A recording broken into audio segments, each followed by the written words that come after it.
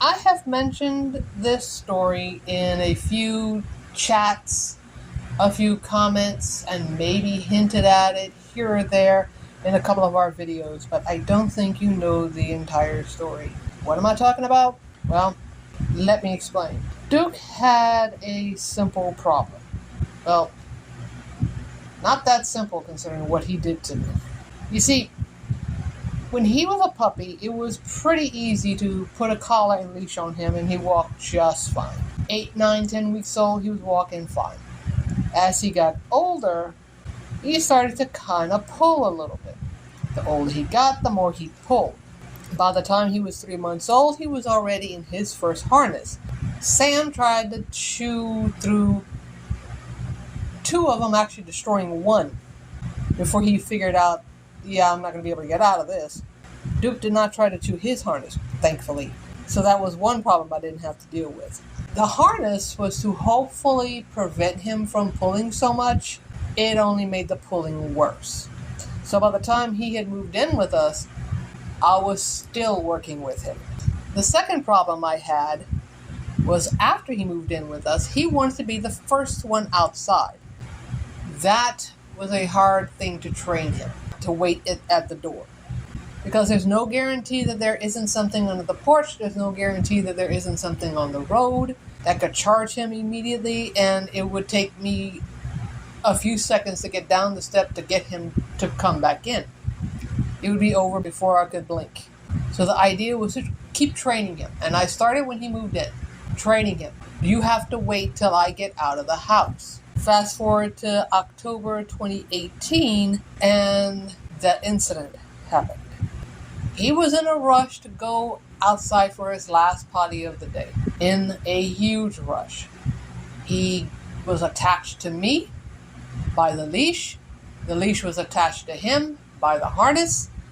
He gets out first, literally jumps from the top step to the ground, and his momentum when he jumped pulled me forward. So here I am falling, attached to my dog, falling to the ground, and the only thing I can remember is thinking, keep your head up, keep your head up. I closed my eyes and prayed that I wouldn't crack my head open. Hit the ground. For a split second, I'm like, I'm okay. I didn't hit my head. That's a good thing. Duke was still attached to me, so he had no choice but to turn around. He came check on me and he barked. His grandmother was in the front yard, picking up a few branches as she always does. She heard him bark. She came check on me, asked me if I was okay. I said, I don't know yet. Just take Duke and bring him potty. I had to collect myself. I had to see if anything was broken.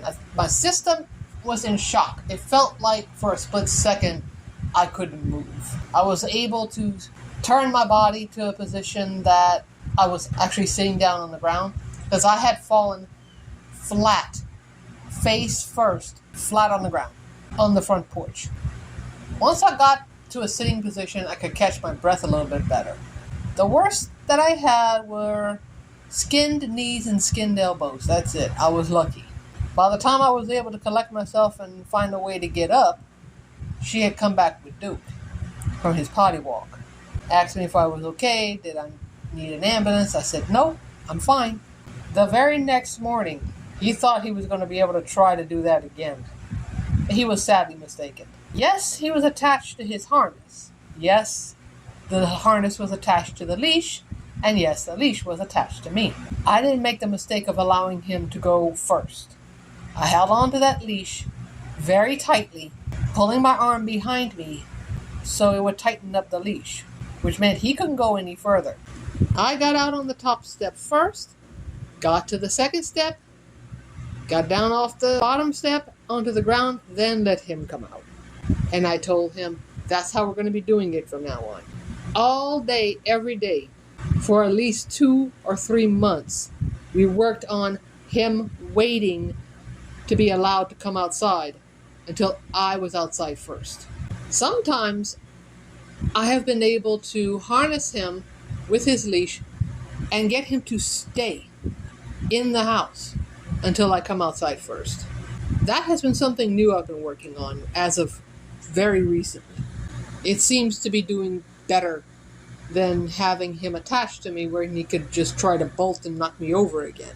I may not have another video exactly like this one, but if you check out this playlist right over here, there are more Duke stories for you to get a little bit better acquainted with some of the antics this little dog has done to me over the years. Believe me when I say that there are quite a few more stories that you haven't heard just yet. So you're going to want to stay tuned for those. Remember to bring some joy, laughs, and smiles to somebody's day, and we will see you in our next video. Later.